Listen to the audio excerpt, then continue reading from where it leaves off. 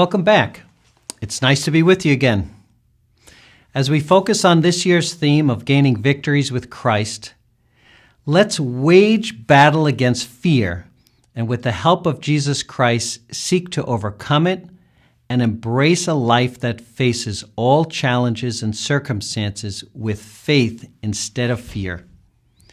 We can read in the Gospels many exhortations from Jesus Christ that urge us to not fear, have courage, take heart, be of good cheer.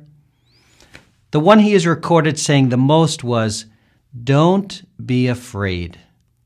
Jesus never said that those who believe in God would be free from those things that cause worry, anxiety, and fear.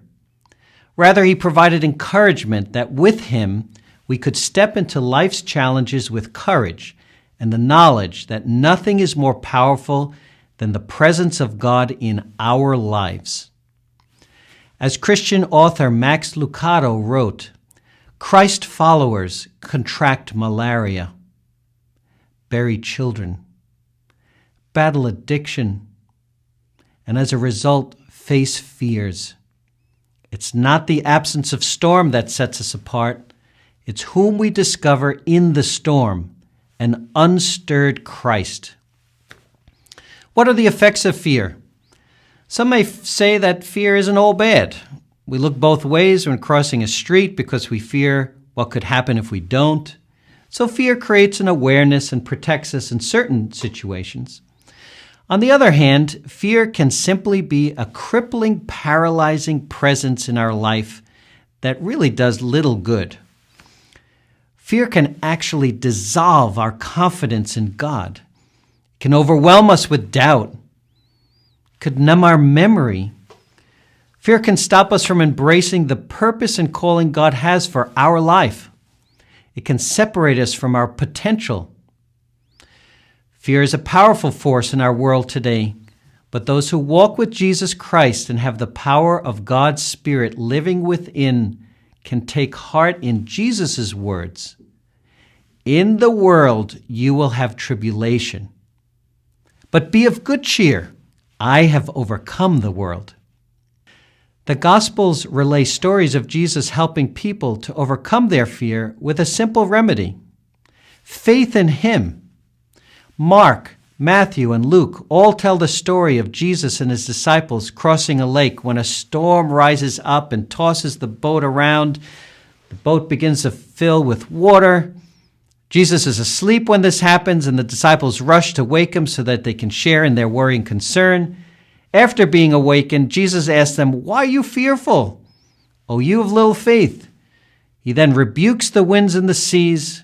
The disciples, along with all the others sailing at that moment, find themselves on calm water.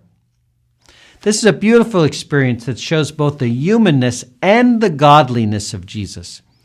He was tired from the events of the day, and he could rest with the complete trust and confidence he had in his God. This experience was a teaching moment for the disciples to show them once again who Jesus was and that they should have complete confidence in him. How quickly do we get overwhelmed in the fear of the midst of the storms of our life? Do we know who to turn to during those moments? The disciples feared for their lives because they failed to see the source of life that was with them in the very boat. Jesus is with us every moment. Let's look to him as the Son of God, our Savior and Redeemer, and find confidence to defeat our fear. A second example we can look at is when Jesus walked on the water and met his disciples in the middle of the sea.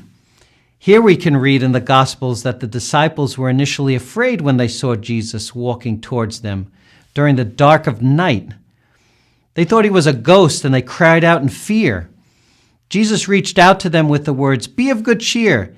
It is I. Do not be afraid." Then Peter said, "Lord, if it is you, command me to come to you on the water." As Peter walks on the water, he becomes fearful of the wind, takes his focus off of Jesus, and begins to sink.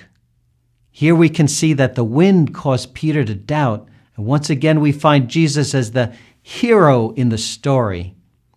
Are we able to hear Jesus' voice today calling out to us, "It is I. Do not be afraid"?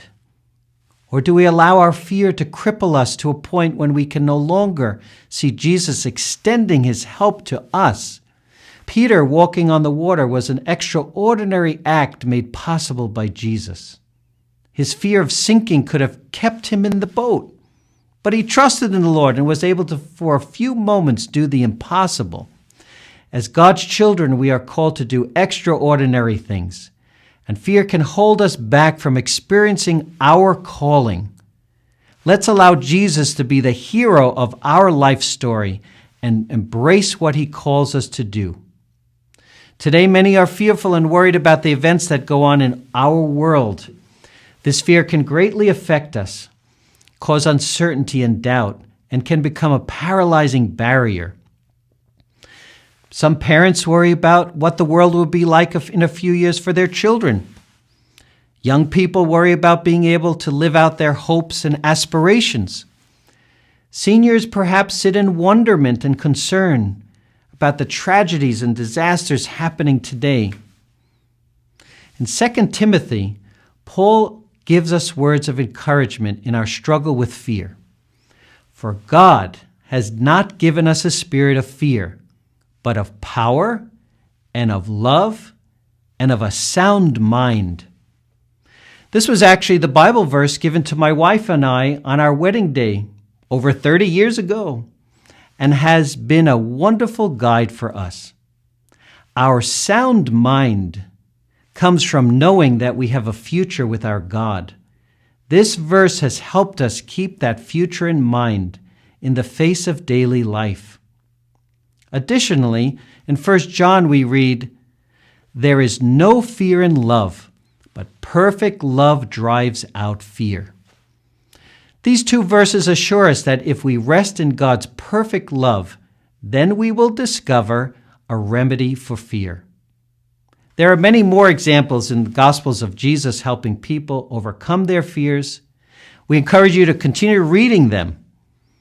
Fear can, no doubt, hinder our journey of faith and cause us to worry, fail to embrace our calling, and stand paralyzed in the midst of our world. Allow faith in Jesus Christ to grow within you and to give you the victory over fear so you can fulfill the purpose God has called you to do. Now please turn to your discussion guides.